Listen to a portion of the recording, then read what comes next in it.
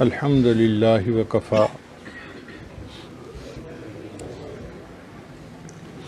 الحمد للہ وکفا وسلام علی عبادہ الذین اصطفیٰ اما بعد اعوذ باللہ من الشیطان الرجیم بسم اللہ الرحمن الرحیم الم یجدک یتیما فآویٰ سبحان ربک رب العزت عما یصفون وسلام علی المرسلین والحمد للہ رب العالمین اللہم صلی علی سیدنا محمد وعلی آل سیدنا محمد وبارک وسلم۔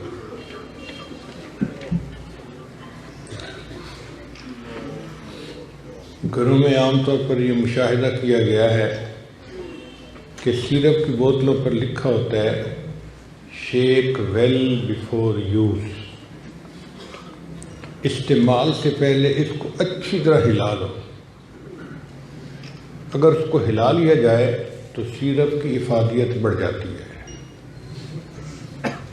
ایسے لگتا ہے کہ اللہ رب العزت کے ہاں میں یہی سنت ہے کہ جب کسی بندے کو انعام عطا فرمانا چاہتے ہیں تو اس سے پہلے اس کو اچھی طرح آزماتے ہیں، اور اس کے دلیل قرآن عظیم الشان میں ملتی ہے۔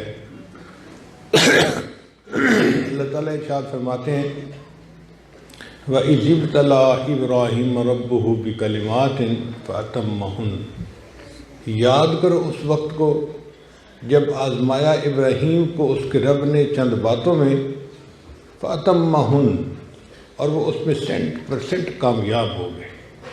قَالَ إِنِّي جَاعِلُكَ لِلنَّاسِ إِمَامًا، اللہ نے فرمایا اے میرے ابراہیم میں آپ کو انسانوں کا امام بناتا ہوں۔ تو دیکھو منصب امامت ملنے سے پہلے آزمائشیں آئیں۔ پھر اللہ نے اپنے پیارے ابراہیم علیہ السلام کو خلیل بنایا۔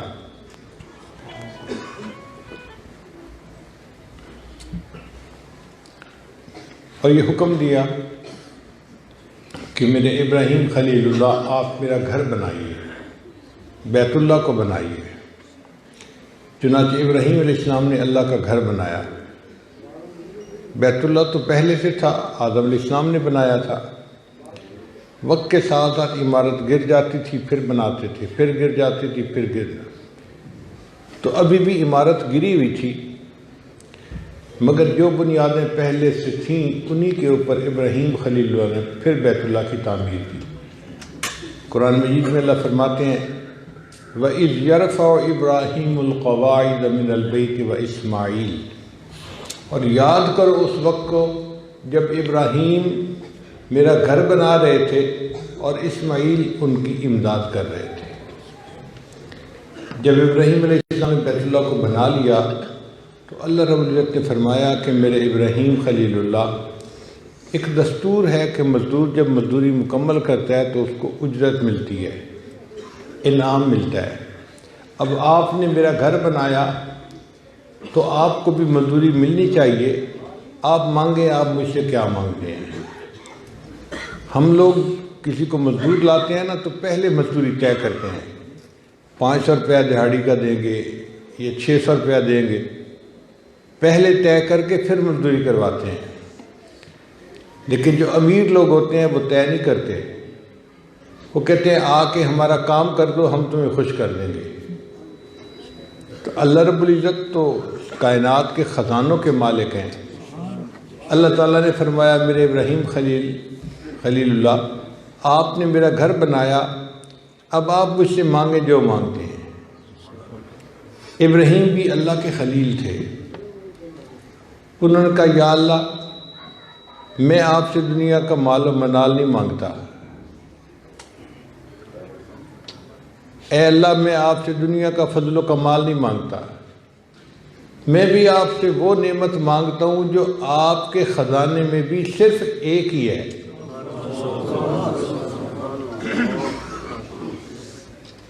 اے میرے خلیل کیا مانگتے ہو؟ اللہ میں آپ سے آمنہ کا لال مانگتا ہوں۔ ربنا وابعث فیہم رسولا، اللہ میں نے مسجد بنا دی، عبادت سکھانے والے کو بھیج دیجئے، میں نے مدرسہ بنا دیا، دین پڑھانے والے کو بھیج دیجئے۔ چنانچہ نبی علیہ السلام اس دنیا میں تشریف لائے تو آپ نے ارشاد فرمایا کہ میں ابراہیم علیہ السلام کی دعا کی قبولیت بن کے دنیا میں آیا ہوں۔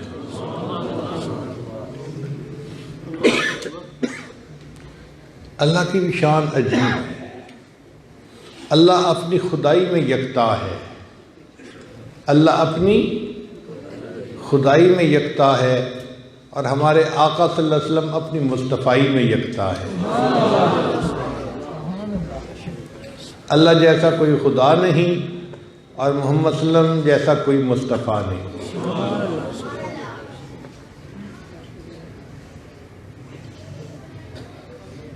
جو عمارت بنی اس کا نام تھا بیت اللہ،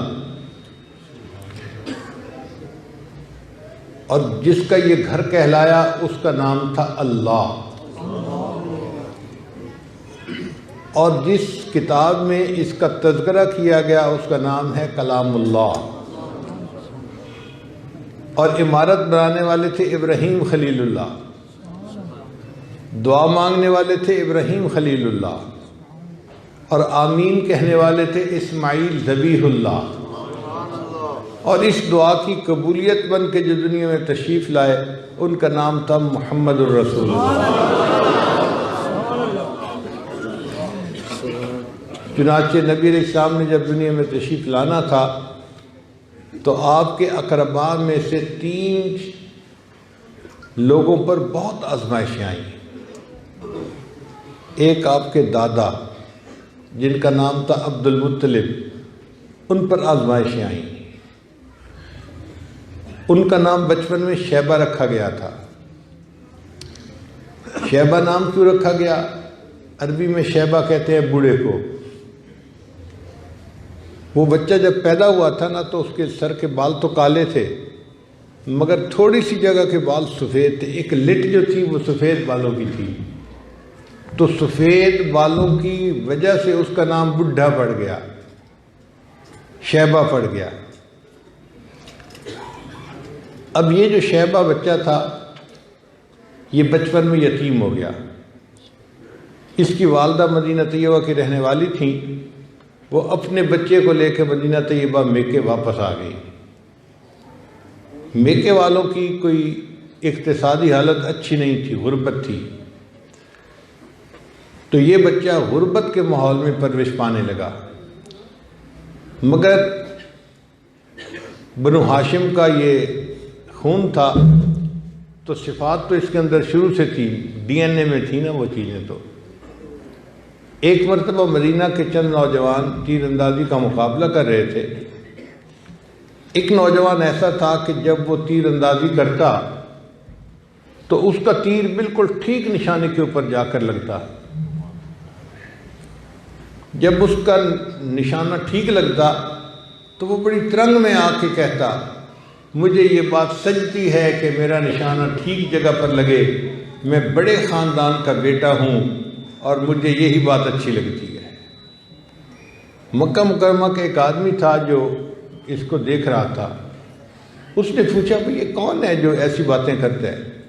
ان کا جی ہے تو یہ قریش کے خاندان کا بچہ، یتیم ہے، والدہ کے پاس رہتا ہے اور بڑی غربت کی زندگی گزار رہا ہے۔ وہ جو مکی آدمی تھا وہ نبی علیہ السلام کے چچا مطلب کا دوست تھا۔ چنانچہ وہ مکہ مکرمہ واپس آیا اور اس نے مطلب کو کہا کہ تو بھی کیسا چچا ہے، بھائی کی ایک ہی نشانی ہے اور تو اسے بھی نہیں پال سکتا۔ اس نے بڑی ملامت کی، حتیٰ کہ مطلب نے قسم اٹھا لی کہ جب تک میں اپنے بھتیجے کو واپس نہیں لاؤں گا چین سے نہیں بیٹھوں گا۔ چنانچہ مطلب مکہ سے مدینہ گئے اور لڑکے کی والدہ سے بات کی کہ آپ یہ بچہ ہمیں دے دیں، ہم اس کو پالیں گے۔ عورت نے اپنے گھر والوں سے مشورہ کیا، سب نے جواب دیا کہ یہ بہت اچھا ہے، تیرے پاس رہے گا تو اس کے اندر کی جو صلاحیتیں ہیں نا وہ نہیں پنپ سکیں گی، اس کی شخصیت نہیں کھل سکے گی۔ وہاں جائے گا، بڑا خاندان ہے، مالی اعتبار سے بھی وسائل اچھے ہیں، تو زیادہ لوگوں کو دیکھے گا، زیادہ اچھی تربیت ہوگی، اور تیرا بچہ ایک اچھی شخصیت بن کے دنیا میں رہے گا۔ تو ماں نے دل بڑا کر کے اپنے بیٹے کو چچا کے حوالے کر دیا۔ یہ کوئی چھوٹی بات نہیں ہوتی کہ ماں اپنے اکلوتے بیٹے کو کسی اور کے سپرد کر دے۔ بہرحال مطلب اپنے اس بچے کو لے کے، بھتیجے کو لے کے واپس مکہ مکرمہ آئے۔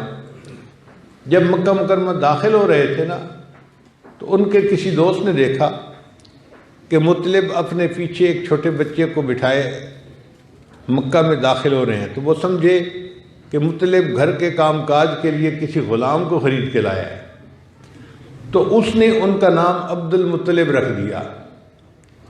حالانکہ وہ مطلب کے غلام نہیں تھے، مطلب کے بھتیجے تھے، مگر نام ان کا عبد المطلب مشہور ہو گیا، اور یہ عبد المطلب جو تھے یہ نبی علیہ السلام کے دادا بنے۔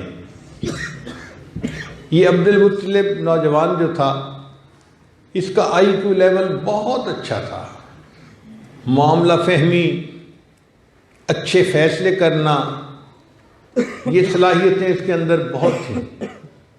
چنانچہ قریش خاندان کے مسائل پیش ہوتے تو دوسرے نوجوانوں کی بجائے عبد المطلب کی جو رائے ہوتی تھی، لوگ ہمیشہ اس کو پسند کرتے تھے۔ وقت کے ساتھ ساتھ خاندان کے سب لوگ اس بات سے متفق ہو گئے کہ عبد المطلب جیسا انٹیلیجنٹ نوجوان ہمارے پورے قبیلے میں اور کوئی نہیں، لہذا اب قبیلے کا بڑا جب بھی کوئی بنانا ہے تو عبد المطلب کو بنانا ہے۔ چنانچہ ایک وقت آیا کہ عبد المطلب کو قریش کا بڑا بنا دیا گیا۔ جب عبد المطلب قریش کے بڑے بنے تو عبد المطلب کو اپنی ذمہ داریوں کا احساس تھا۔ عبد المطلب نے سوچا کہ ایک زمانہ تھا بیت اللہ کے قریب زمزم کنواں ہوا کرتا تھا، اور لوگ اس سے پانی لے کر زندگی کی ضرورتیں پوری کرتے تھے۔ پھر وقت کے ساتھ ساتھ وہ کنواں بند ہو گیا،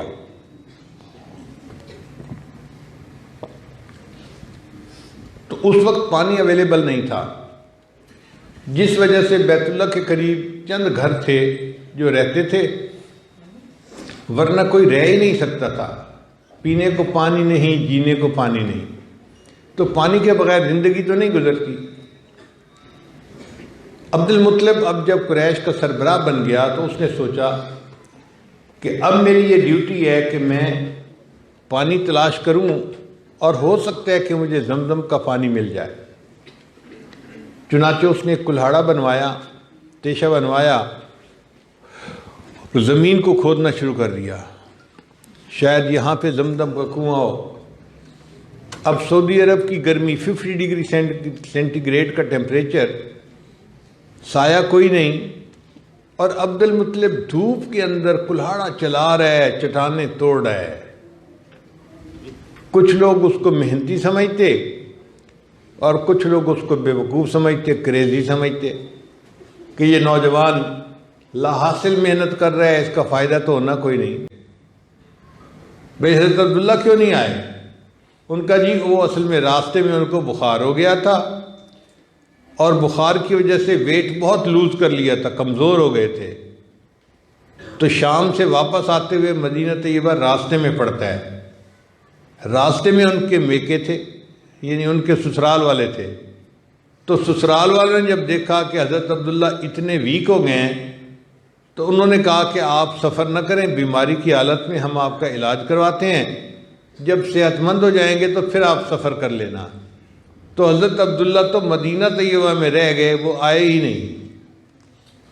اب قریش کے چند لوگوں نے کہا کہ اچھا ہم جا کے ان کو لاتے ہیں۔ وہ مکہ مکرمہ سے مدینہ پہنچے کہ حضرت عبداللہ کو ہم لینے کے لیے آئے ہیں، مگر اللہ کی شان دیکھیں کہ حضرت عبداللہ کے جو بخار تھا نا وہ اور بڑھ گیا اور بالآخر ان کی وفات ہو گئی۔ اب آپ بتائیں کہ جس لڑکی کی عمر 17 سال ہو اور اس کو اپنے خاوند کی وفات کی خبر ملے، اس کے دل پہ کیا گزرتی ہے؟ تو 3 شخصیتوں پر سختی کے حالات آئے، ایک آپ صلی اللہ علیہ وسلم کے دادا عبد المطلب پر، ایک آپ کے والد حضرت عبداللہ پر، اور ایک آپ کی والدہ بی بی آمنہ پر۔ جس عورت کا خاوند 16-17 سال کی عمر میں فوت ہو جائے اور وہ بیوہ بن جائے، اس کی تو دنیا اندھیری ہو جاتی ہے نا۔ بہرحال بی بی آمنہ نے صبر کیا، اور بی بی آمنہ اس وقت امید سے تھیں۔ وہ فرماتی ہیں کہ جیسے عام عورتوں کو حمل کی تکالیف ہوتی ہیں نا، الٹی آنا، کھانا اچھا نہ لگنا، طبیعت کمزور ہو جانا، سست ہو جانا، مجھے کوئی ایسی نشانی نہیں نظر آتی تھی۔ میں بالکل نارمل عورت کی زندگی گزار رہی تھی، البتہ مجھے اپنی زندگی میں 3 نشانیاں عجیب نظر آتی تھیں۔ پہلی نشانی کہ جب میں کسی کام کے لیے گھر سے باہر نکلتی تو ایک بادل میرے سر کے اوپر سایہ کرتا تھا، مجھے دھوپ کے اندر چلنا ہی نہیں پڑتا تھا۔ میں حیران ہوتی تھی، میں جہاں جاتی ہوں بادل میرے ساتھ ساتھ سر پہ رہتا ہے اور مجھے دھوپ کی سختی سے اللہ بچا لیتے ہیں۔ دوسرا، میں جس راستے پر جاتی تھی تو درختوں کی ٹہنیاں اس طرف کو جھک جاتی تھیں، میں حیران ہوتی تھی کہ یہ درخت اس طرف کیوں جھکتے ہیں جہاں میں گزر رہی ہوں۔ بعد میں پھر ان کو سمجھ آئی کہ درخت جھک کر ان کو سلام کیا کرتے تھے۔ اور تیسری نشانی فرماتی ہیں کہ جیسے عام لڑکیاں زمزم کنویں سے پانی بھر کے گھروں میں لاتی تھیں تو میں بھی پانی بھر کے گھروں میں لاتی تھی۔ جب میں پانی پینے بھرنے جاتی تھی نا تو زمزم کا پانی جو 20-30 فٹ نیچے ہوتا تھا اس کا لیول بڑھنا شروع ہو جاتا اور بالکل زمین سے 1-2 فٹ کے فاصلے تک وہ اوپر آ جاتا، تو مجھے پانی کا ڈول نیچے سے نہیں کھینچنا پڑتا تھا، میں زمزم کنویں کے پاس بیٹھ کر بالٹی سے پانی ویسے نکال لیتی تھی۔ اب جو باقی لڑکیاں تھیں وہ مجھے وہاں سے ہلنے نہیں دیتی تھیں، آمنہ نہ جاؤ، تم چلی جاؤ گی تو پانی نیچے چلا جائے گا اور ہمیں نیچے سے کھینچنا پڑے گا، ایک ایک ڈول کھینچنے کے لیے اتنی مشقت اٹھانی پڑے گی۔ تو یہ 3 نشانیاں دیکھ کر میں حیران ہوتی تھی کہ زمزم کا پانی اوپر آ جاتا تھا، درخت جھک کر سلام کرتے تھے اور بادل میرے سر کے اوپر سایہ کرتے تھے۔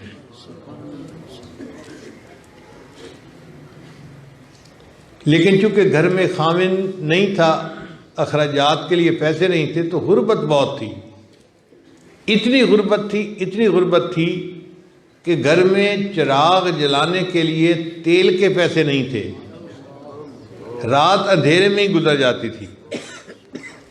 ایک ایسا وقت آیا کہ آسمان کے اوپر سرخ ستارہ چمکا۔ یہودیوں کو اپنی کتاب میں نشانیوں کا پتہ تھا جب نبی آخر الزمان نے دنیا میں تشریف لانا تھا۔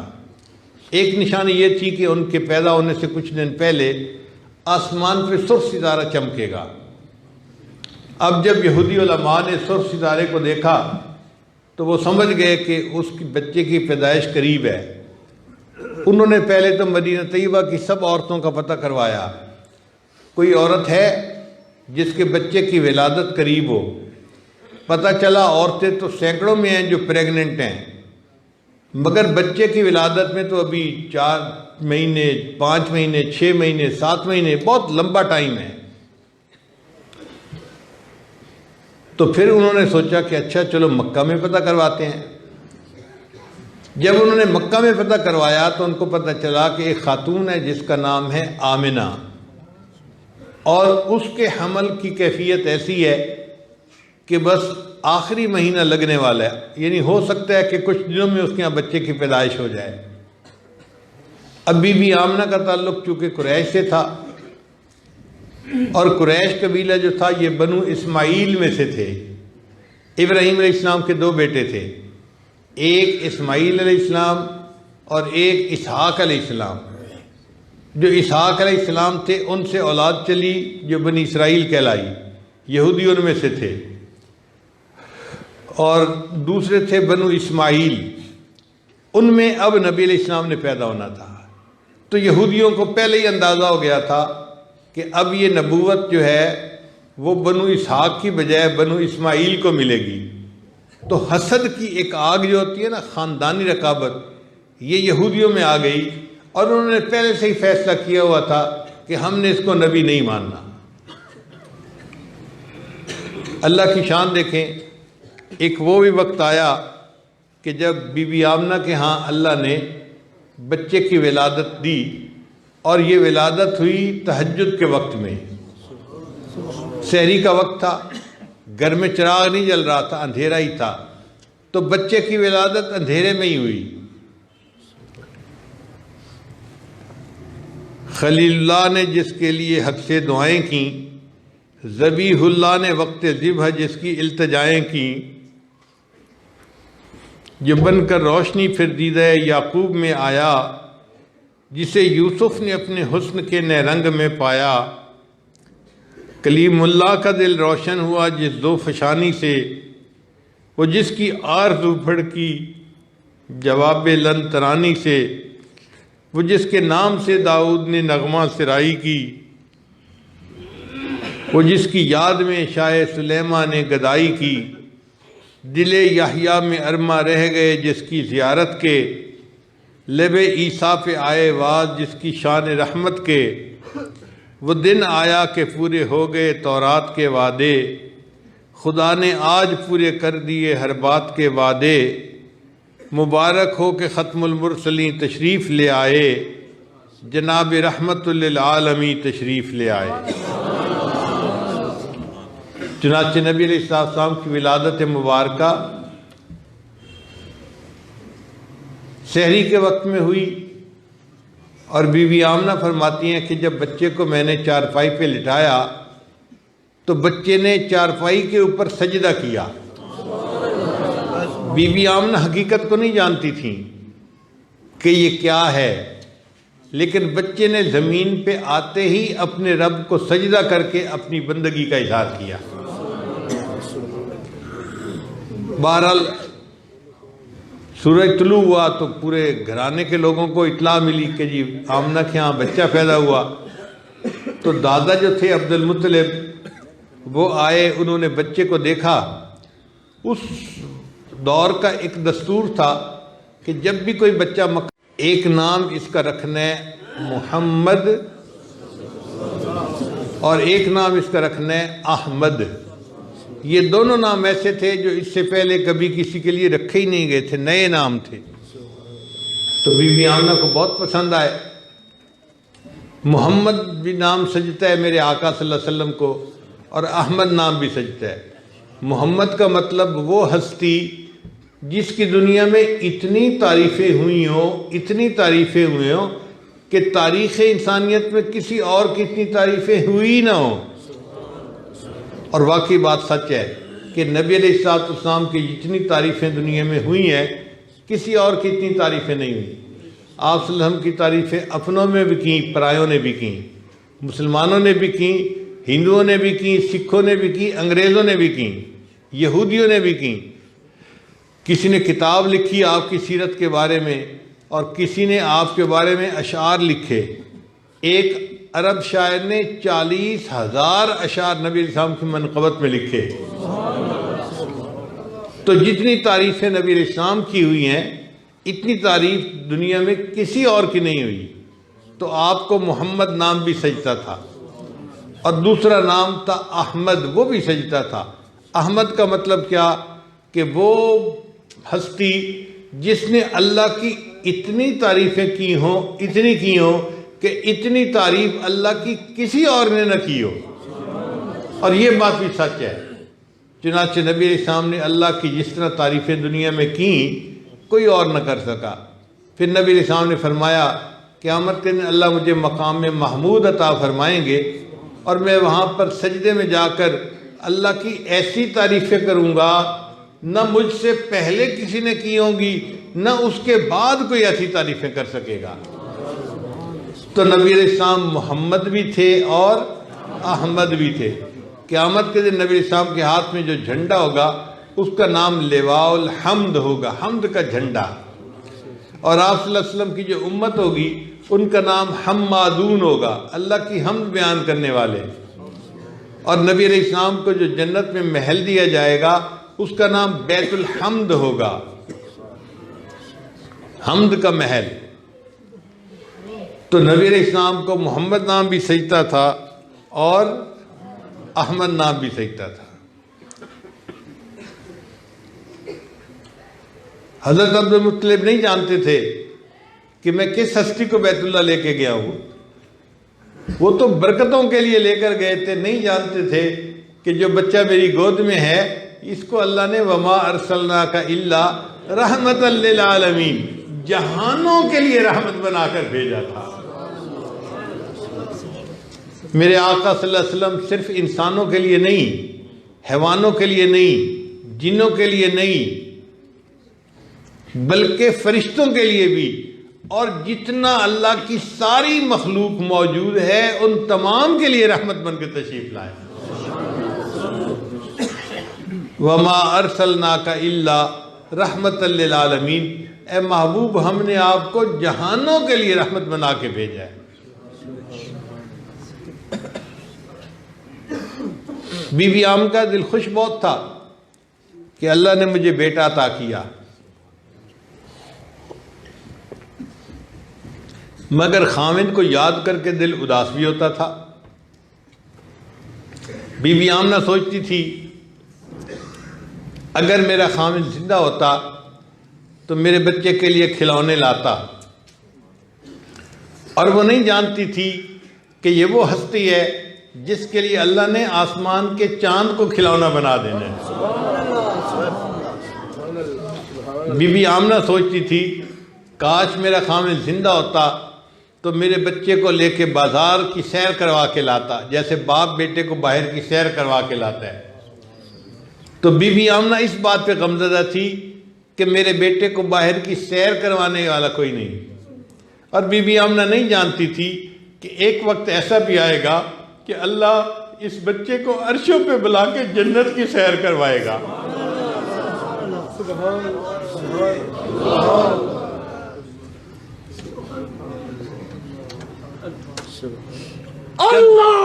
چند دن بچہ اپنی والدہ کے پاس رہا۔ پھر اس زمانے میں ایک ترتیب تھی کہ مکہ مکرمہ کے لوگ اپنے بچوں کو دیہاتی عورتوں کے پاس پرورش کے لیے بھیج دیتے تھے۔ ماں اپنے بچے کو کیوں بھیج دیتی تھی اس کی دو وجوہات تھیں۔ ایک تو یہ کہ مکہ مکرمہ پبلک پلیس تھی، روز کوئی نہ کوئی قافلہ آتا تھا جاتا تھا، آتا تھا جاتا تھا، اور جو باہر سے لوگ آتے تھے نا ان کے ساتھ وائرس بھی آ جاتا تھا، وبائیں پھوٹتی تھیں، اور جب وبا پھوٹتی تھی تو پھر سینکڑوں لوگ موت کے منہ میں چلے جاتے تھے، اور بچے کی چونکہ جو ڈیفنس پاور ہوتی ہے وہ بہت کمزور ہوتی ہے تو بچے اس کا اثر جلدی قبول کرتے تھے، تو ماں باپ ڈرتے تھے ایسا نہ ہو کوئی قافلہ آ جائے اور پھر کوئی وبا پھوٹے اور ہمارا بچہ تو پھر فوت ہو جائے گا، تو وہ اپنے بچے کو مکہ مکرمہ سے بھیجنے کے لیے تیار ہوتی تھی۔ اور دوسری وجہ یہ بھی ہے کہ چونکہ قافلوں کا آنا جانا لگا رہتا تھا اور مختلف زبانیں بولتے تھے، تو مکہ مکرمہ کے لوگ جو عربی زبان والے تھے ان کی زبان میں بہت سارے دوسری زبانوں کے لفظ بھی شامل ہونے شروع ہو گئے تھے۔ عربوں کو اپنی زبان پہ بڑا ناز تھا، وہ اس کو پسند نہیں کرتے تھے کہ ہمارے بچے دوسروں کی زبان سیکھیں، تو وہ دیہات میں بچے کو بھیج دیتے تھے کہ یہ دیہات میں جائے گا اور عربی مبین واضح عربی زبان وہاں سیکھے گا تو اس کی زبان میں کوئی بیرونی زبان کے اثرات نہیں ہوں گے۔ چنانچہ بچوں کی پرورش عام طور پر مکہ مکرمہ کی بجائے دیہاتوں میں ہوتی تھی، صحت افزا مقام ہوتا تھا، بیماریاں کم ہوتی تھیں اور بچہ بیماریوں سے پاک ہو کر اچھی پرورش پا لیتا تھا۔ بنو سعد ایک قبیلہ تھا طائف کے قریب، اس کی 10 عورتوں نے پروگرام بنایا کہ ہم مل کر مکہ مکرمہ جائیں گی اور اپنی گود میں بچے لے آئیں گی، پھر ان کو پالیں گی، جب واپس کریں گی تو ہمیں انعام ملے گا، تو ہمارے لیے خرچے میں آسانی ہو جائے گی۔ چنانچہ وہ 10 عورتیں طائف سے مکہ مکرمہ کی طرف روانہ ہوئیں۔ ان میں ایک عورت تھی، اس کا نام تھا حلیمہ، کیونکہ قبیلہ بنو سعد تھا تو اس کا نام پڑ گیا تھا حلیمہ سعدیہ۔ وہ بھی اپنے خاوند کے ساتھ چلی۔ ان کے پاس 2 جاندار تھے، ایک اونٹنی تھی اور ایک گدی تھی، مگر دونوں جانور ہڈیوں کا ڈھانچہ تھے، چل ہی نہیں سکتے تھے۔ باقی 9 عورتوں کی سواریاں تو بہت آگے نکل جاتی اور یہ میاں بیوی پیچھے آہستہ آہستہ سواری پہ چلتے ہوئے آ رہے ہوتے۔ تو ان عورتوں کو رک کے ان کا استقبال کرنا پڑتا، انتظار کرنا پڑتا۔ 2-4 دفعہ تو رک کے انتظار کیا۔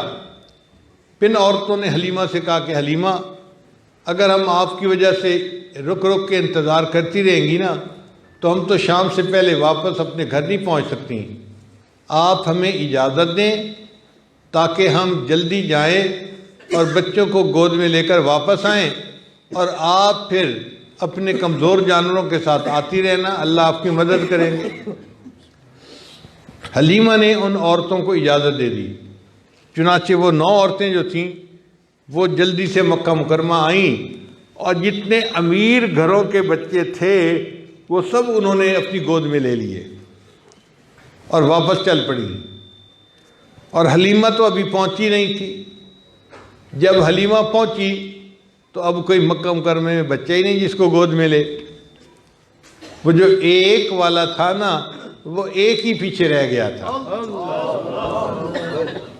چنانچہ حلیمہ نے آ کے پوچھا، آمنہ نے بتایا کہ بچے کو میں دینا تو چاہتی ہوں لیکن بچے کا والد فوت ہو چکا ہے۔ اس کا مطلب یہ کہ جب آپ بچے کی پرورش کریں گی تو انعام دینے والا نہیں ہے، آپ کو بہت پیسے نہیں ملیں گے، کم ملیں گے۔ حلیمہ کہتی ہے کہ ایک لمحے کے لیے جب میں نے سنا کہ محنت بھی کروں گی اور ملے گا بھی کچھ نہیں، تو میرا جی چاہا کہ میں کسی اور بچے کا پتہ کرتی ہوں، مگر مجھے پتہ چلا کہ اور تو کوئی بچہ اب ہے ہی نہیں مکہ مکرمہ میں۔ تو میرے دل میں خیال آیا کہ میں ذرا بچے کو دیکھوں تو صحیح۔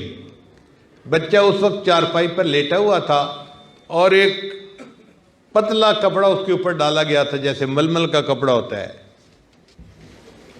حلیمہ سعدیہ کہتی ہیں کہ میں نے وہ کپڑا ہٹایا تو بچہ سویا ہوا تھا۔ جب میں نے کپڑا ہٹایا تو بچے نے آنکھیں کھولیں اور وہ بچہ مسکرایا، اور بچے کی مسکراہٹ میں اتنی جو ہے وہ خوبصورتی تھی کہ میں نے بے اختیار بچے کو اٹھا کے سینے سے لگا لیا، اور میں نے دل میں سوچا کہ مجھے اس کی پرورش پر پیسے تو نہیں ملیں گے مگر اس بچے کی مسکراہٹ تو مجھے ملا کرے گی۔ اب حلیمہ بچے کو لینے کے لیے تیار اور بی بی آمنہ بچے کو دینے کے لیے تیار۔ تو بی بی آمنہ نے پوچھا، حلیمہ تم بچے کی پرورش کرو گی؟ حلیمہ نے کہا ہاں میں تو بہت شوق سے کروں گی، اس لیے کہ میں دیہات کی رہنے والی ہوں اور میں نے تو دیہاتوں میں کبھی اتنا خوبصورت بچہ نہیں دیکھا۔ بی بی آمنہ سن کر مسکرائی اور کہنے لگی، حلیمہ تو نے دیہاتوں میں اتنا خوبصورت بچہ نہیں دیکھا، میں تو شہر کی رہنے والی ہوں، پہلے مدینہ رہی پھر مکہ آئی، میں نے شہروں میں بھی کبھی اتنا خوبصورت بچہ نہیں دیکھا۔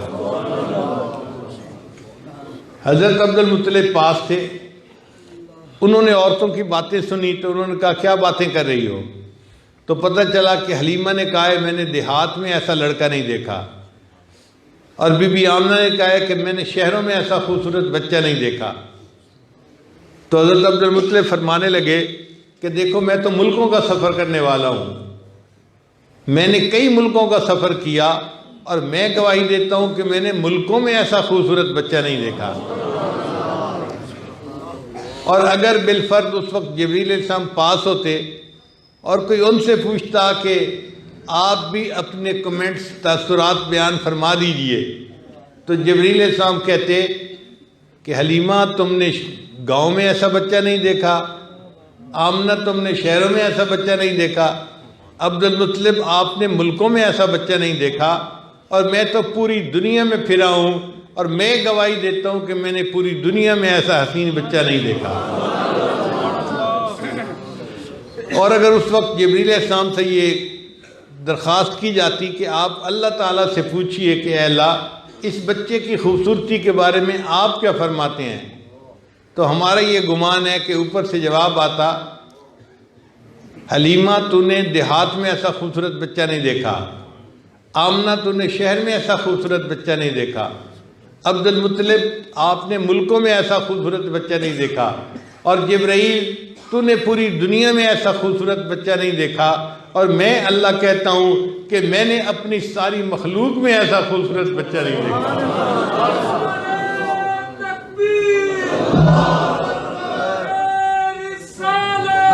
بس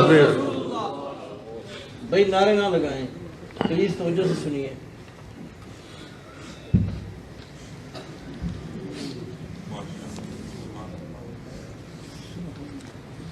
اے چہرہ اے زیبائے تو رشک بتان آزری، ہر چند وصفت می کنم در حسن زاں بالاں تری، آفاق ہا گردیدہ ام مہر بتاں ورزیدہ ام، بسیار خوباں دیدہ ام اما تو چیز دیگری، کہ میں نے سارے جہان کا چکر لگایا ہے اور سورج کی طرح چمکتے چہرے والے محبوبوں کو دیکھا ہے، مگر اے محبوب آپ کی خوبصورتی ایسی ہے کہ آپ جیسا خوبصورت کوئی دنیا میں ہے ہی نہیں۔ حسینہ جمیلہ دا منہ توڑ دیتا، محمد بنا کے قلم توڑ دیتا۔ شاعر کہتا ہے واللیل سیاہی زلفوں کی، چہرہ والضحیٰ اس کا، سارے جہاں کا پیارا ہے، آپ محب ہے خدا اس کا، رب نے بنایا جب اس کو خود آپ کہا سبحان اللہ۔ اللہ نے جب نبی علیہ السلام کو بنایا تو اللہ نے خود محمد صلی اللہ علیہ وسلم کو دیکھ کے کہا سبحان اللہ۔ تو میرے آقا صلی اللہ علیہ وسلم کا حسن و جمال کیسا ہوگا؟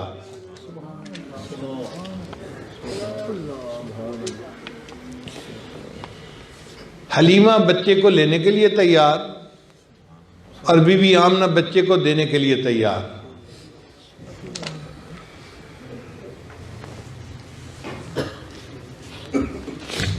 بی بی آمنہ نے دعاؤں کے ساتھ بچے کو رخصت کیا۔ نوجوان بچے ذرا اس بات کو سمجھیں کہ جب بھی کوئی ماں دعا دے کے بچے کو رخصت کرتی ہے نا، اللہ اس بچے کے اقبال کو بلند فرما دیتے ہیں۔ آپ غور کیجئے کہ اسماء عبد المطلب کی والدہ تھی، اس نے اپنے بیٹے شیبہ کو مدینہ سے دعاؤں کے ساتھ رخصت کیا، اور وہ نہیں جانتی تھی کہ اس کی دعاؤں کی یہ قبولیت ہوگی کہ اللہ اس شیبہ کو آنے والے وقت میں والی بیت اللہ بنا دیں گے۔ حضرت موسیٰ علیہ السلام کی والدہ نے اپنے بیٹے کو دعاؤں کے ساتھ پانی میں ڈالا تھا، اور والدہ نہیں جاتی تھی کہ یہ بچہ جب لوٹ کے واپس آئے گا تو موسیٰ کلیم اللہ بن چکا ہوگا۔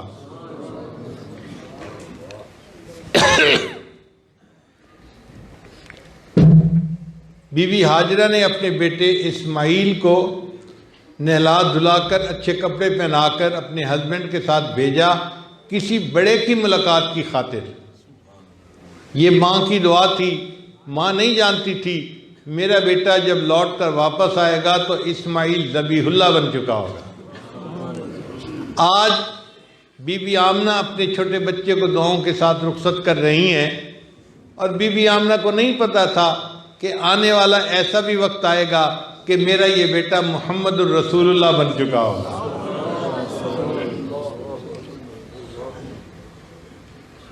حلیمہ سعدیہ نے بچے کو اپنے سینے سے لگایا اور باہر آئی، اپنے خامن کو بتایا کہ اس کا باپ تو نہیں ہے، لیکن بچے کی مسکراہٹ نے میرا دل مو لیا ہے اور میں لے کے آ گئی ہوں، میں اسے پالوں گی۔ خاوند نے کہا بہت دیر ہو چکی، جلدی بیٹھو اونٹنی پہ تاکہ ہم چلیں۔ اب جب حلیمہ سعدیہ اونٹنی پر بیٹھی تو اونٹنی چلنے کے لیے تیار۔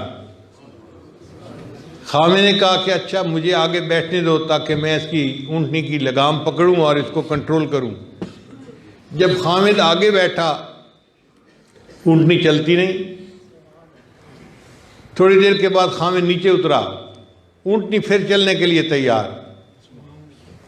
جب خاوند دوبارہ آگے بیٹھا تو اونٹنی پھر نہیں چلتی۔ جب 2-4 دفعہ ایسا ہوا تو خاوند سمجھدار تھا، اس نے کہا حلیمہ میں جب آگے بیٹھتا ہوں نا تو اونٹنی چلنے سے انکار کر دیتی ہے، ایسا کرو کہ آپ بچے کو لے کے آگے بیٹھو، میں پیچھے بیٹھتا ہوں اور میں پیچھے سے لگام پکڑ لوں گا۔ جب حلیمہ کا خاوند پیچھے بیٹھا تو اونٹنی پھر چلنے کے لیے تیار۔ اصل میں اللہ تعالیٰ اس کو بتانا چاہتے تھے کہ جو بچہ حلیمہ نے سینے سے لگایا ہوا ہے یہ تو پوری کائنات کا امام اور قائد ہے، یہ کیسے ہو سکتا ہے کہ تم اس کی طرف پشت کر کے بیٹھو اور تمہاری سواری چل پڑے۔ چنانچہ جب خاوند پیچھے بیٹھا سواری چلنے کی بجائے بھاگنے لگ گئی، تیز چلتی رہی، حتیٰ کہ ایک وقت آیا کہ وہ جو عورتیں صبح سویرے واپس گھروں کو چل پڑی تھیں وہ راستے میں تھیں اور حلیمہ کی سواری ان سے بھی آگے نکل گئی۔ ان عورتوں نے کہا حلیمہ کیا تم نے سواری بدل لی ہے؟ حلیمہ نے جواب دیا نہیں میں نے سواری نہیں بدلی، میری سواری کا سوار بدل گیا ہے، اس لیے میری سواری اب تیز چل رہی ہے۔ چنانچہ حلیمہ سعدیہ ان عورتوں سے پہلے اپنے گھر واپس پہنچ گئی۔ حلیمہ کے گھر میں چند بکریاں تھیں مگر بوڑھی تھیں، دودھ نہیں دیتی تھیں۔ اس دن جب حلیمہ اور اس کے خاوند گھر میں داخل ہوئے تو دیکھا کہ بوڑھی بکریوں کے تھن بھی دودھ سے بھرے ہوئے ہیں۔ حلیمہ کو خاوند نے کہا کہ حلیمہ خالی برتن جتنے گھر میں ہیں لے کے آؤ۔ ایک برتن دودھ سے بھر گیا، دوسرا بھر گیا، تیسرا بھر گیا۔ تاریخ کی کتابوں میں لکھا ہے کہ جتنے خالی برتن گھر میں تھے سب دودھ سے بھر گئے، بکریوں نے اتنا دودھ دیا۔ اتنا دودھ دیکھ کر اس کے حلیمہ کے ہسبینڈ نے کہا اصلی اللہ ان یجعل لنا فیہ برکۃ، حلیمہ مجھے لگتا ہے کہ اس بچے کی وجہ سے اللہ نے ہمارے گھر میں برکتیں عطا فرما دی۔ اللہ تعالیٰ نے اپنے بعض انبیاء کو بادشاہوں کے محل میں پالا، جیسے موسیٰ علیہ السلام کو فرعون کے محل میں پالا، یوسف علیہ السلام کو عزیز مصر کے محل میں پالا۔ اگر اللہ تعالیٰ چاہتے تو نبی علیہ السلام کو بھی بادشاہ کے محل میں پال سکتے تھے، مگر اللہ نے اپنے محبوب کو صلی اللہ علیہ وسلم کو حلیمہ کے غربت قدے میں پالا، اس لیے کہ اللہ تعالیٰ برکتیں دکھانا چاہتے تھے۔ اللہ نے دکھا کہ دیکھو ایسے گھر میں میرے محبوب تشریف لائے جہاں ککھ نہیں تھا اور اب اتنی برکتیں ہوئیں کہ سارے برتن دودھ سے بھر گئے۔ چنانچہ نبی علیہ السلام نے وہاں پرورش پانی شروع کی۔ آپ کی ایک رضائی بہن تھی، دودھ شریک بہن تھی، اس کا نام تھا شیمہ۔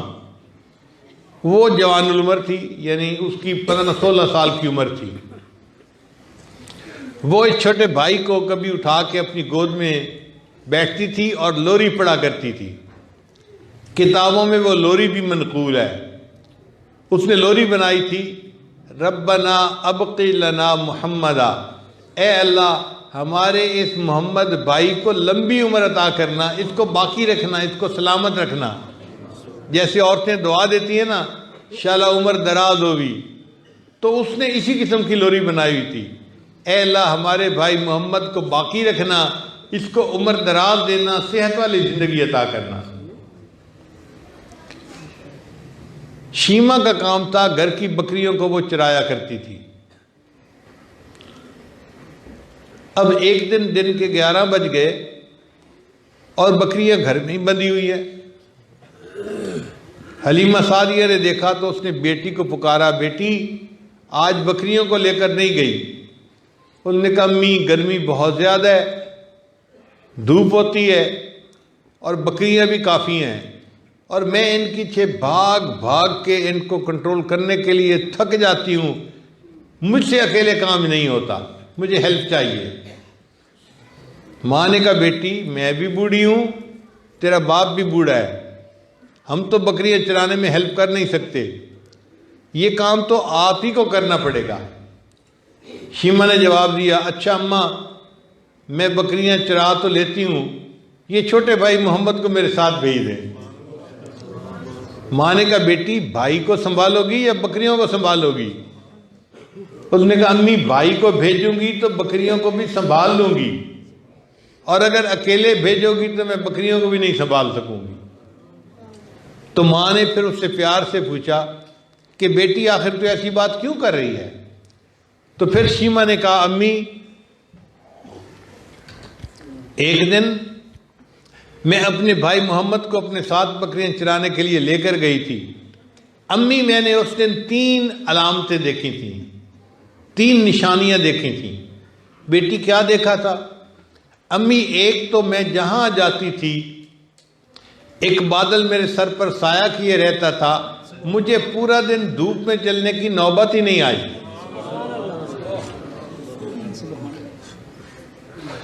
اور دوسری نشانی امی میں ایک جگہ بھائی کو لے کر بیٹھی تھی تو ایک راہب قریب سے گزرا، اس نے میرے بھائی کو دیکھا، اس کو بہت پیار کیا اور مجھے کہنے لگا کہ مجھے لگتا ہے کہ تمہارا بھائی کوئی بڑی شخصیت بنے گا۔ امی بھائی کی تعریفیں سن کے مجھے بڑا اچھا لگا، میرا دل خوش ہو گیا۔ اور تیسری بات امی میں آپ کو بتاؤں کہ میں بھائی کو لے کر بکریوں کو لے کر چراگاہ میں گئی تو بکریاں گھاس چرنے لگ گئیں، میں بھائی کو لے کر ایک جگہ پر بیٹھ گئی، بکریوں نے جلدی جلدی گھاس چر لیا، اور گھاس چرنے کے بعد جہاں میں بیٹھی تھی میرے گرد گھیرا بنا کر بکریاں بھی آ کر بیٹھ گئیں۔ جتنا باقی وقت تھا میں بھی بھائی کا چہرہ دیکھتی رہی اور میری بکریاں بھی بھائی کا چہرہ دیکھتی رہی، مجھے بکریوں کے پیچھے بھاگنے کی ضرورت ہی نہیں پیش آئی۔ اللہ نے اپنے محبوب صلی اللہ علیہ وسلم کو ایسا حسن و جمال عطا کیا تھا کہ جانور بھی محبت سے دیکھتے تھے۔ حلیمہ کتنی خوش قسمت عورت تھی کہ جس کو اللہ کے پیارے حبیب صلی اللہ علیہ وسلم کی پرورش کرنے کا اللہ نے موقع عطا کیا۔ عام طور پر ہم نے دیکھا ہے کہ عورتیں چھوٹے بچے کی پرورش کرتی ہیں نا تو چھوٹا معصوم بچہ کچھ ادھر ادھر کی حرکت کر دیتا ہے تو وہ بچے کو ڈانٹتی ہیں، جھڑکتی ہیں۔ اللہ نے اپنے محبوب صلی اللہ علیہ وسلم کے لیے ایک ایسی عورت کو چنا جس کا نام ہی حلیمہ تھا۔ حلیمہ کا مطلب حلم والی، تحمل مزاج، تو وہ تحمل مزاج عورت تھی جس کو نبی علیہ السلام کی پرورش کرنے کا اللہ نے موقع دیا۔ چنانچہ شاعر نے اس بارے میں شعر لکھا ہے حلیمہ میں تیرے مقدراں تو صدقے تو مدنی دا جھولا جھلیندی وی ہوسیں۔ حلیمہ میں تیرے مقدراں تو صدقے تو مدنی دا جھولا جھلیندی وی ہوسیں۔ اے انگلی نہ پا کے تے ویڑے دے اندر خدا دے سجن نو ٹریندی وی ہوسیں۔ بچہ جب چلنا شروع کرتا ہے نا تو آج کل تو واکر بنے ہوئے ہیں نا، پہلے زمانے میں مائیں اپنے بچے کو انگلی پکڑ کے ایک ایک قدم اٹھانا سکھاتی تھیں۔ تو شاعر کہتا ہے اے انگلی نہ پا کے تے ویڑے دے اندر خدا دے سجن نو ٹریندی وی ہوسیں۔ نی عرشاں دا چن ہے کھلاونا وی جس دا تو اس بے مثل نو کھڈیندی وی ہوسیں۔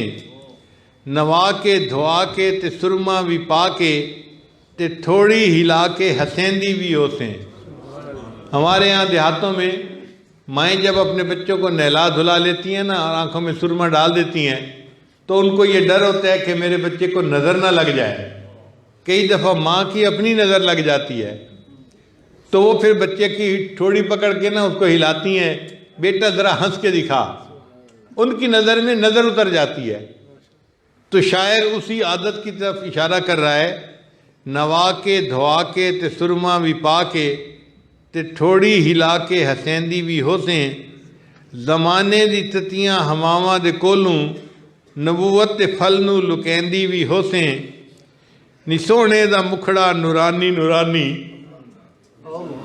نی سونے دا مکھڑا نورانی نورانی تو تکدی تے رہی ہیں چمیندی بھی ہوسیں حلیمہ سعدیہ تو اس خوبصورت چہرے کو دیکھتی تو رہتی ہوگی مگر محبت میں تو پیار بھی تو کرتی ہوگی، اس بچے کو بوسے بھی تو دیتی ہوگی نا۔ نی سوڑے دا مکھڑا نورانی نورانی تو تکدی تے رہی ہیں چمیندی بھی ہوسیں کدی نال تیرے نزاکت سونا۔ یہ بھی عجیب بات کہی ہے۔ یہ چھوٹے بچے جو ہوتے ہیں نا، کبھی کبھی یہ اپنی ماں سے روٹھ جاتے ہیں تو مائیں مناتی ہیں بیٹے ماما سے نہیں روٹھا کرتے، جو ماما کہہ رہی ہے بات مان لو، فیڈر پی لو، یہ کر لو وہ کر لو، تو وہ منانا پڑتا ہے۔ تو شاعر اسی منظر کی طرف اشارہ کر رہا ہے، کدی نال تیرے نزاکت سونا اور رستہ بھی ہوسی منیندی بھی ہوتے۔ حلیمہ وہ خوبصورت چہرے والا بچہ تجھ سے کبھی اگر روٹھتا ہوگا تو میں حیران ہوں کہ تو کس طرح منت سماجت کر کے اس کو منایا کرتی ہوگی۔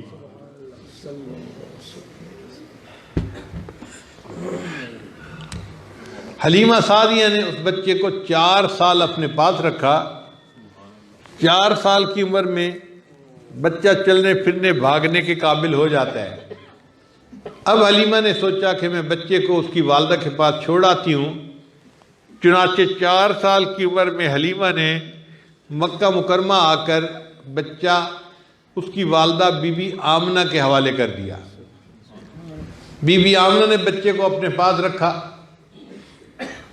اب بچے کا باپ تو نہیں تھا، وہ تو فوت ہو چکے تھے، تو بچے کی ساری محبتوں کا مرکز اس کی ماں تھی۔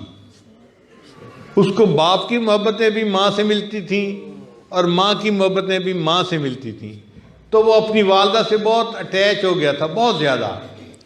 2 سال حلیمہ آمنہ نے اسی طرح گزارے، حتیٰ کہ بچے کی عمر 6 سال ہو گئی۔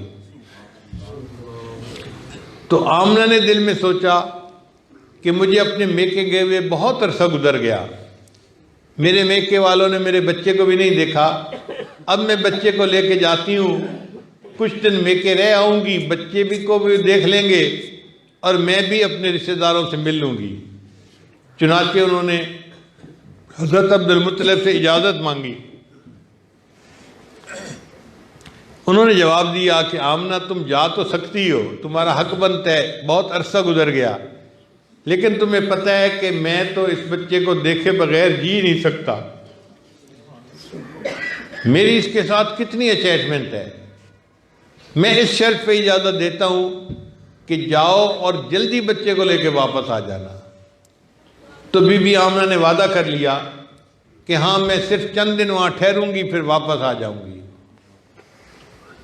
چنانچہ بی بی آمنہ نے اس بچے کو لیا اور خدمت کے لیے ایک باندی کو ساتھ لیا اور مکہ مکرمہ سے مدینہ تشریف لے آئیں۔ اب مدینہ میں ان کے رشتہ داروں نے بچے کو جب دیکھا تو وہ تو حیران، سوچ ہی نہیں سکتے تھے کہ بچہ اتنا خوبصورت ہو سکتا ہے۔ جو دیکھتا تھا تعریفیں کرتا تھا اور ان کی یہ تعریفیں بی بی آمنہ کو اور اداس کر دیتی تھیں، کیونکہ بی بی آمنہ کے دل میں یہ تھا کہ میرے خاوند نے تو میرے بچے کو نہیں دیکھا۔ ایک دن ایسا بھی آیا کہ بی بی آمنہ اپنے خاوند کی قبر پر گئی، حضرت عبداللہ کی قبر پہ۔ یہ چھوٹا بچہ 7 تھا جس کی عمر 6 سال تھی۔ چنانچہ نبی علیہ السلام فرماتے ہیں کہ میری والدہ ایک قبر کے پاس جا کر کھڑی ہو گئی اور مجھے کچھ پتہ نہیں کہ وہ کیا پڑھ رہی تھی یا کیا کہہ رہی تھی، لیکن میری والدہ کی آنکھوں میں سے آنسو ٹپ ٹپ گر رہے تھے اور اپنی والدہ کو روتے دیکھتے ہوئے میں نے بھی رونا شروع کر دیا۔ چھوٹا بچہ تھا نا، اس نے جب والدہ کو روتے دیکھا تو بچے کی آنکھوں سے بھی آنسو گرنے لگے۔ ہم اپنے تصور کی نگاہ سے جب دیکھتے ہیں اس منظر کو تو دل کہتا ہے کہ بی بی آمنہ اپنے خاوند سے ہم کلامی کر رہی تھیں، کہ حضرت عبداللہ آپ نے ایک امانت میرے سپرد کی تھی، اب اللہ نے مجھے اس بچے کی جو ہے وہ نعمت عطا فرما دی، کاش آپ زندہ ہوتے اور آپ اس کو دیکھتے کہ وہ بچہ کتنا خوبصورت ہے۔ بہرحال چند دنوں کے بعد بی بی آمنہ نے واپس آنے کا ارادہ کر لیا۔ بی بی آمنہ بچے کو لے کر اور باندی کو لے کر پھر واپس مکہ مکرمہ کی طرف چل پڑی۔ اللہ کی شان دیکھیں، راستے میں ایک جگہ تھی جس کا نام تھا ابوا۔ جب اس جگہ پر پہنچی تو بی بی آمنہ کی طبیعت خراب ہو گئی اور بالآخر بی بی آمنہ کی وفات ہو گئی۔ اب آپ ذرا اس بچے کے دماغی کیفیت کے اوپر غور کریں کہ اس نے زندگی میں والد کو دیکھا ہی نہیں، اور اس کو جو محبتیں باپ سے ملنے تھیں وہ بھی ماں سے ملتی تھیں، اور وہ ماں کے ساتھ اتنا اٹیچڈ ہے، اور ابھی صرف 6 سال اس کی عمر ہے اور آج والدہ بھی دنیا سے وفات پا گئی۔ بچے کے دل پہ کتنا صدمہ ہوگا جب اس کی ماں کا جنازہ تیار کیا ہوگا اور اس کو قبر میں اتارا ہوگا تو بچے کے کیا احساسات ہوں گے۔ اللہ آپ بھی بڑی شان والے ہیں، آپ نے اپنے محبوب صلی اللہ علیہ وسلم کو کن غموں میں سے گزارا۔ چنانچہ بچے کی والدہ کو دفن کر دیا گیا، اب بچہ اکیلا ہے۔ یہ بھی عجیب بات کہ اگر وفات مدینے میں ہوتی تو رشتہ دار تسلی دینے والے ہوتے، وفات ماں کی مکہ میں ہوتی تو تسلی دینے والے ہوتے۔ 2 شہروں کے درمیان میں اللہ نے ان کی وفات ان کو دی جہاں اپنا کوئی بھی نہیں تھا۔ باپ پہلے جا چکا، ماں اب دنیا سے چلی گئی، اور یہ 6 سال کا بچہ اکیلا ہے، نہ کوئی بہن ہے نہ کوئی بھائی ہے۔ اس بچے کے دل پہ کیا گزر رہی ہوگی۔ چنانچہ وہ جو باندی تھی اس نے ارادہ کیا کہ اب 2-3 دن ہو گئے، ہمیں مکہ مکرمہ چلنا چاہیے۔ تو بچے کو منانا مشکل تھا، جب بھی بچے سے وہ بات کرتی کہ ہم سفر پہ جائیں گے بچہ خاموش ہو جاتا، یعنی بچے کا دل نہیں چاہتا تھا اس جگہ کو چھوڑنے کے لیے۔ ایک دن باندی نے اپنا سامان اونٹنی پہ رکھا اور بچے کو دیکھا کہ کہاں ہے میں اس کو بٹھاؤں، تو بچہ پاس نہیں تھا۔ باندی ڈھونڈنے نکلی تو کیا دیکھتی ہے کہ وہ بچہ اپنی والدہ کی قبر کے پاس جا کر بیٹھا ہے۔ باندی نے کہا چلو ہم نے مکہ مکرمہ جاتا ہے۔ بچہ جواب دیتا ہے تم جاؤ، میں اپنی امی کے پاس ہی رہوں گا۔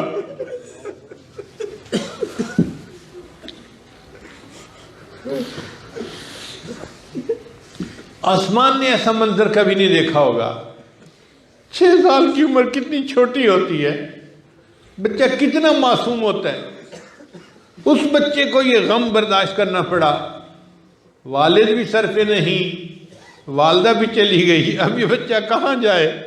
تو بچہ کہتا ہے کہ تم جاؤ جہاں جانا ہے، میں اپنی والدہ کی قبر کے پاس ہی رہوں گا۔ پھر سمجھا بجھا کے اس بچے کو وہ باندی لائی اور بالآخر مکہ کا سفر پھر اس نے شروع کیا۔ ادھر مکہ مکرمہ میں یہ حال تھا کہ حضرت عبد المطلب اداس تھے کہ میں نے اتنے عرصے سے اپنے پوتے کو نہیں دیکھا۔ وہ روزانہ صبح ناشتہ کرتے اور مدینہ طیبہ سے جو راستہ مکہ کو آتا تھا نا، اس راستے پر ایک چٹان کے اوپر بیٹھ جاتے اور آنے جانے والوں سے پوچھتے کہ تم نے دیکھا ہے کہ کوئی عورت اپنے بچے کو لے کے آ رہی ہو؟ ہر کوئی کہتا نہیں دیکھا نہیں دیکھا نہیں دیکھا۔ ایک ایسا دن آیا کہ حضرت عبد المطلب نے دیکھا ایک عورت ایک چھوٹے سے بچے کو ساتھ لیے آ رہی ہے، تو حضرت عبد المطلب سمجھے کہ میری بہو اپنے بیٹے کو لے کے آ رہی ہے۔ جب قریب آ کر پہنچی تو وہ تو باندی تھی اور بہو نہیں تھی۔ تو عبد المطلب نے پوچھا بہو سے کہ اس باندی سے کہ میری بہو کہاں گئی؟ تو اس نے پھر بتایا کہ بچے سے باپ تو پہلے ہی جدا ہو گیا تھا، اب اس کی ماں بھی سے جدا ہو گئی ہے۔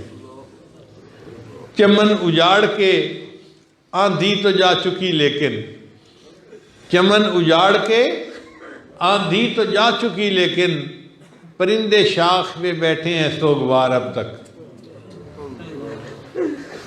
ماں بھی چلی گئی تھی، باپ بھی چلے گئے تھے، اور یہ چھوٹا سا بچہ اب سوگوار تھا۔ پھر یہ بچہ اپنے دادا کے پاس رہا ان کی کفالت میں، اور اللہ کی شان دیکھیے کہ جب اس کے 2 سال عمر کے اور گزرے تو 8 سال کی عمر تھی کہ جب دادا بھی دنیا سے چلے گئے۔ غموں پہ غم ملتے رہے میرے آقا کو۔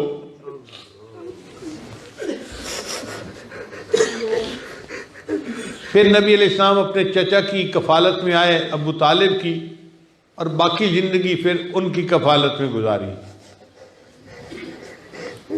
اللہ کی شان دیکھیں کہ پھر ایک ایسا وقت آیا کہ اللہ نے اپنے محبوب صلی اللہ علیہ وسلم کو نبوت کے اظہار کا حکم فرمایا۔ نبی تو آپ اس سے پہلے بھی تھے مگر اظہار نہیں کیا تھا۔ اب اللہ نے حکم فرما دیا آپ اظہار کریں۔ جب آپ نے 40 سال کی عمر میں نبوت کا اظہار فرمایا تو جو رشتہ دار تھے وہی دشمن بن گئے، سارا شہر مکے کے لوگ دشمن بن گئے، انہوں نے تکلیفیں دینی شروع کر دی، اور 13 سال انہوں نے اتنی تکلیفیں دیں کہ انسان ان تکلیفوں کو پڑھتا ہے تو اپنے آنسوؤں کو قابو میں نہیں رکھ سکتا۔ حتیٰ کہ ایک ایسا وقت آیا کہ اللہ نے حکم دیا کہ آپ مکہ سے مدینہ ہجرت کر جائیں۔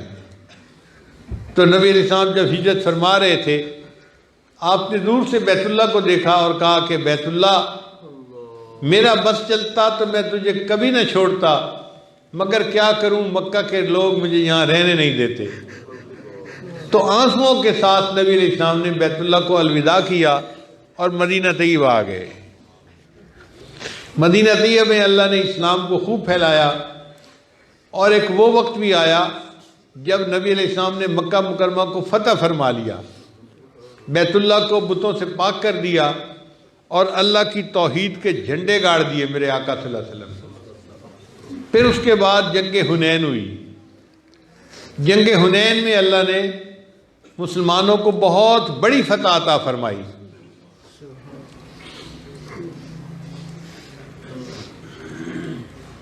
6,000 قیدی ہاتھ آئے اور 12,000 بکریاں ملی مال غنیمت میں۔ تو نبی علیہ السلام نے ان قیدیوں کو اور بکریوں کو مجاہدوں میں تقسیم فرمانا شروع کیا۔ جب آپ تقسیم فرما رہے تھے نا تو ایک صحابی آئے اور انہوں نے کہا کہ جی قیدیوں میں ایک عورت ایسی بھی ہے جو کہتی ہے کہ میں تمہارے صاحب کی بہن ہوں۔ تو نبی علیہ السلام نے فرمایا کہ میری بہن تو کوئی نہیں، میں تو عبداللہ کا ایک ہی بیٹا ہوں اور کوئی ان کی اولاد نہیں تھی۔ جی وہ تو کہتی ہے کہ میں ان کی بہن ہوں۔ نبی علیہ السلام نے فرمایا کہ اچھا اس کو لے آؤ۔ چنانچہ وہ عورت آئی اور اس نے آ کے کہا کہ میں آپ کی بہن شیما ہوں، میں علیمہ سعدیہ کی بیٹی ہوں اور دودھ شریک بہن ہوں۔ تو نبی علیہ السلام نے پھر اس سے پوچھا کہ آپ کے پاس کیا ثبوت ہے کہ میں آپ کا بھائی ہوں، آپ میری بہن ہیں؟ پھر اس نے ایک عجیب واقعہ سنایا۔ اس نے کہا دیکھیں بچوں کے جب دانت نکلنے شروع ہوتے ہیں نا تو ان کو دانتوں میں گدگدی ہوتی ہے، تو بچوں کا دل چاہتا ہے کہ ان کو کوئی چبانے کی چیز ملے، اس سے ان کے دانتوں کو سکون مل جاتا ہے۔ آج کل تو ایسے کھلونے بنے ہوئے ہیں کہ مائیں وہ بچوں کو دے دیتی ہیں اور بچے منہ میں اس کو چباتے رہتے ہیں اور ان کے وہ ارج پوری ہو جاتی ہے۔ پہلے وقتوں میں جب یہ کھلونے نہیں تھے تو بچے اس گدگدی کی وجہ سے بے اختیار دوسرے بچوں کو کاٹتے تھے، کاٹی کرتے تھے۔ تو اس نے کہا کہ میرے بھائی جب آپ کے دانت نکل رہے تھے نا تو ایک مرتبہ آپ نے میرے کندھے پہ دانت کاٹی کی تھی اور میرے کندھے سے خون نکل آیا تھا اور اس کا نشان ابھی بھی باقی ہے۔ جب اس نے یہ واقعہ سنایا تو نبی علیہ السلام کو بات یاد آ گئی، ہاں بچپن میں ایسا ہوا تھا کہ میں نے کسی کے کاٹی کی تھی۔ جب نبی علیہ السلام کو کنفرم ہو گیا نا کہ یہ میری بہن ہے اور اس کا نام شیمہ ہے اور یہ دودھ شریک بہن ہے، تو نبی علیہ السلام اٹھے، آپ صلی اللہ علیہ وسلم نے اپنی چادر بچھائی اور بہن کو کہا کہ اب آپ اس چادر کے اوپر بیٹھو۔ بھائی اپنے بہنوں کی یوں عزتیں کیا کرتے ہیں۔ پھر نبی علیہ السلام نے ان کو آپشن دی کہ اگر آپ میرے پاس رہنا چاہتی ہیں تو میں ساری زندگی آپ کی کفالت کروں گا، اور اگر آپ واپس جانا چاہتی ہیں تو میں آپ کو آزاد کر دیتا ہوں، آپ واپس چلی جائیں۔ بہن نے جواب دیا، میں اپنے خاندان میں واپس جانے کو زیادہ پسند کرتی ہوں، لیکن اگر میں اکیلی واپس گئی تو ساری عمر تانے سنوں گی کہ خود آزاد ہو کے آ گئی اور خاندان کے باقی لوگ قیدی پڑے رہے۔ تو نبی علیہ السلام نے بہن کے کہنے پر ان کے خاندان کے جتنے قیدی تھے ان سب کو بھی آزاد فرما دیا۔ پھر نبی علیہ السلام نے اپنی بہن کو بکریاں دیں اور 2 صحابہ کو کہا کہ جاؤ اور میری بہن کو اس کے گھر تک پہنچا کر واپس آؤ۔ نبی علیہ السلام نے امت کو درس دیا کہ دیکھو بھائی اپنی بہنوں کے ساتھ یوں بڑے پن کا مظاہرہ کرتے ہیں۔ شیمہ نے پھر بتایا کہ بھائی میں نے تو آپ کے لیے ایک لوری بنائی ہوئی تھی اور وہ لوری تھی ربنا ابقی لنا محمدا، اور میں اللہ سے دعائیں مانگتی تھی کہ اللہ میرے بھائی کو عزت عطا فرمانا، اور مجھے تو یہ نہیں پتا تھا کہ ایک ایسا بھی وقت آئے گا کہ میں آپ کے سامنے قیدی بن کر پیش ہوں گی، اللہ آپ کو اتنی عزتیں دے گا۔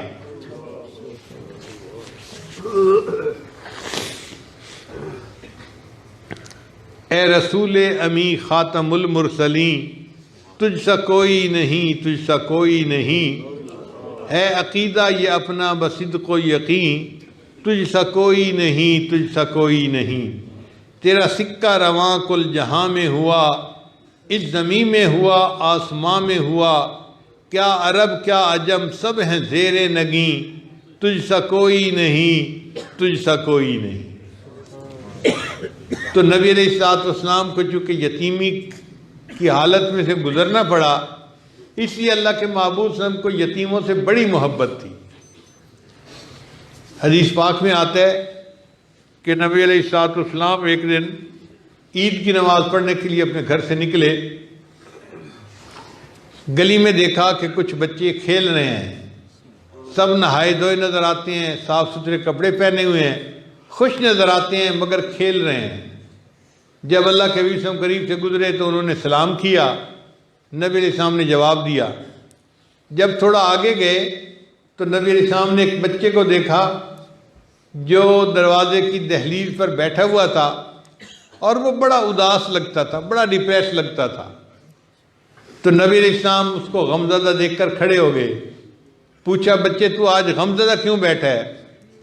اس نے کہا جی میں یتیم مدینہ ہوں، میرے والد فوت ہو گئے، آج میرے لیے کوئی نئے کپڑے لانے والا نہیں کہ میری والدہ مجھے نہلا کے کپڑے پہناتی اور میں باپ کے ساتھ عید کی نماز پڑھنے جاتا، میں اب بیٹھا ہوا اپنے باپ کو یاد کر رہا ہوں اور رو رہا ہوں۔ نبی علیہ السلام کے بڑھتے ہوئے قدم رک گئے، آپ نے اس بچے کو کہا کہ اچھا آؤ میں تمہیں اپنے گھر لے کے چلتا ہوں۔ نبی علیہ السلام اس یتیم بچے کو گھر لائے اور ام المومنین سیدہ عائشہ صدیقہ رضی اللہ عنہا کو حکم دیا کہ عائشہ اس بچے کو نہلا دو۔ جتنی دیر میں ام المومنین نے اس بچے کو نہلایا، اتنی دیر میں نبی علیہ السلام نے سیدہ فاطمہ الزہرا رضی اللہ عنہا کو پیغام بھیجا کہ حسن و حسین میں سے اگر کسی کے صاف ستھرے کپڑے ہوں تو بھجوا دیں۔ تو سیدہ فاطمہ الزہرا رضی اللہ عنہا نے ایک خوبصورت جوڑا کپڑے کا بھیج دیا، وہ بچہ انہی کا ہم عمر تھا۔ چنانچہ جب نہا کے فارغ ہوا تو نبی علیہ السلام نے ام المومنین کو فرمایا کہ اس کو یہ نئے کپڑے پہنا دو، آج عید کا دن ہے۔ اب بچے کو نئے کپڑے پہنا دیے گئے، سر میں تیل لگا دیا گیا، مانگ نکال دی گئی، آنکھوں میں سرما ڈال دیا گیا، خوشبو لگا کے وہ بچہ بالکل تیار ہو گیا۔ اب نبی علیہ السلام نے اس سے سوال پوچھا، بچے یہ بتاؤ تم اپنے والد کے ساتھ جب عید کا جاتے تھے تو انگلی پکڑ کے چل کے جاتے تھے یا ان کے کندھوں پر بیٹھ کر جاتے تھے؟ اس بچے نے کہا کہ جی میرے ابو تو مجھے کندھے پہ اٹھا کے لے جاتے تھے۔ حدیث پاک میں آتا ہے اللہ کے محبوب ہم زمین کے اوپر بیٹھ گئے اور اس بچے کو کہا کہ آؤ میرے کندھوں کے اوپر بیٹھ جاؤ۔ وہ چھوٹا بچہ کندھے کے اوپر بیٹھ جاتا ہے اور اللہ کے محبوب صلی اللہ علیہ وسلم اس بچے کو اٹھاتے ہیں اور لے کر عیدگاہ کی طرف چلتے ہیں۔ گلی میں وہ بچے جو کھیل رہے تھے ابھی کھیل رہے تھے، جب نبی علیہ السلام قریب سے گزرنے لگے تو ان بچوں نے عجیب منظر دیکھا کہ جو بچہ پہلے غمزدہ تھا، میلے کپڑے تھے، اب کپڑے بھی اچھے پہنے ہوئے ہیں، مسکرا بھی رہا ہے اور نبی علیہ السلام کے کندھوں پہ سوار ہو کے جا رہا ہے۔ تو انہوں نے آنکھوں میں اس سے پوچھا کہ یہ معاملہ کیا ہے؟ تو بچے نے ان کو بتایا کہ نبی علیہ السلام نے مجھے اپنا بیٹا بنا لیا ہے۔ کہتے ہیں کہ جو بچے کھیل رہے تھے نا، اس میں ایک بڑی عمر کا بچہ تھا، اس نے ٹھنڈی سانس لی اور کہنے لگا کاش میں بھی یتیم ہوتا اور اللہ کے محبوب صلی اللہ علیہ وسلم مجھے بھی اپنا بیٹا بنا لیتے۔ پھر نبی علیہ السلام اس بچے کو لے کے عیدگاہ میں آئے۔ جب آپ صلی اللہ علیہ وسلم ممبر کے اوپر بیٹھے تو وہ بچہ نیچے صف کے اندر بیٹھنے لگا۔ حدیث پاک میں آتا ہے کہ نبی علیہ السلام نے اس بچے کو کہا کہ نہیں، تم آج نیچے زمین پر نہیں بیٹھو گے، بلکہ ممبر پر جہاں میں بیٹھا ہوں تم میرے ساتھ آ کر بیٹھو گے۔ اللہ کے محبوب صلی اللہ علیہ وسلم یتیم بچے کے ساتھ محبت کا اظہار فرما رہے تھے کہ تاکہ میری امت یتیموں کے ساتھ ایسا اچھا سلوک کرے۔ چنانچہ آپ صلی اللہ علیہ وسلم نے اس یتیم بچے کو اپنے ساتھ ممبر کے اوپر بٹھایا، پھر اس کے سر پر اپنا مبارک ہاتھ رکھا اور فرمایا لوگو، جو یتیم بچے کے سر پر شفقت اور محبت کی وجہ سے ہاتھ رکھے گا، ہاتھ کے نیچے جتنے بال ہوں گے اللہ اتنی نیکیاں اس کے نام اعمال میں لکھ دیں گے۔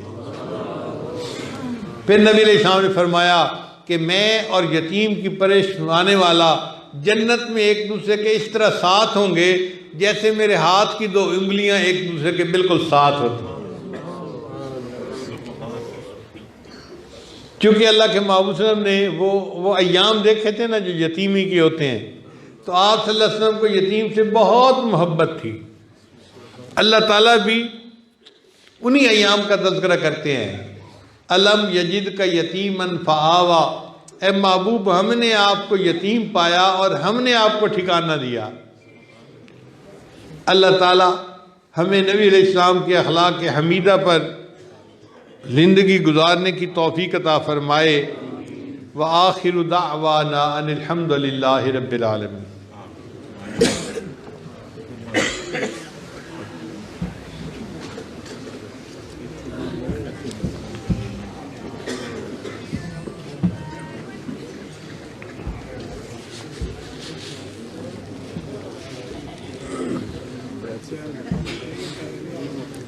دعا سے پہلے ہم توبہ کے کلمات پڑھ لیں گے تاکہ اللہ ہمارے گناہوں کو معاف فرما دے۔ تشریف رکھیں۔ آپ سچے دل کے ساتھ یہ کلمات پیچھے پیچھے پڑھتے جائیے۔ پڑھیے بسم اللہ الرحمن الرحیم۔ اگر خواتین تک آواز جا رہی ہے تو وہ بھی پیچھے پیچھے پڑھیں۔ بسم اللہ الرحمن الرحیم۔ لا الہ الا اللہ محمد الرسول اللہ۔ آمنت باللہ و ملائکتہ و کتبہ و رسلہ والیوم الآخر والقدر خیرہ و شرہ من اللہ تعالی والبعث بعد الموت۔ آمنت باللہ کما ہوا باسمائہ وصفاتہ وقبلت جمیع احکامہ اقرار باللسان وتصدیق بالقلب۔ اشہد ان لا الہ الا اللہ واشہد ان محمدًا عبدہ ورسولہ استغفر اللہ ربی من کل ذنب واتوب الیہ برحمتک یا ارحم الراحمین۔ ان کلمات کو پڑھنے سے ہم تو بتائے ہو چکے ہیں، چند معمولات ہیں جن کو باقاعدگی سے پڑھیں گے تو اللہ تعالیٰ دل کو منور کریں گے۔ ان میں سے پہلا عمل ہے 100 مرتبہ استغفار صبح شام پڑھنا، دوسرا 100 مرتبہ درود شریف صبح شام پڑھنا، تیسرا روزانہ قرآن مجید کی تلاوت کرنا، ایک پارہ کریں، آدھا پارہ کریں یا ایک پاؤ پڑھیں، مگر پڑھیں ضرور، ایک رکوع پڑھیں، ایک صفحہ پڑھیں تو بھی ٹھیک ہے، پڑھیں ضرور۔ اور چوتھی چیز ہے کہ ہر وقت دل میں اللہ کو یاد کرنا، اور پانچویں چیز ہے مراقبہ کرنا۔ مراقبے کا طریقہ بہت آسان ہے کہ جب آپ نماز پڑھ کے فارغ ہوں صبح اور شام، ساری دنیا کے خیالات سے ہٹ کٹ کے اللہ سے لو لگا کے بیٹھ جائیں، اللہ کی رحمت آ رہی ہے، میرے دل میں سما رہی ہے، میرے دل کی ظلمت اور سیاہی دور ہو رہی ہے، اور میرا دل اللہ اللہ اللہ بول رہا ہے اور میں سن رہی ہوں۔ انشاءاللہ 10-15 منٹ مراقبہ کریں گے صبح اور شام، تو تھوڑے دنوں میں آپ کے دل میں اللہ کی محبت بڑھے گی اور آپ خود اس کی حرارت کو محسوس کریں گے۔ اللہ تعالیٰ سب کو اپنے مقبول بندوں میں شامل فرمائے۔ اب ہم دعا سے پہلے تھوڑی دیر کے لیے مراقبہ کر لیتے ہیں۔ آپ حضرات آنکھیں بند کر لیں اور سر جھکا لیں اور اللہ کی یاد میں ڈوب جائیں۔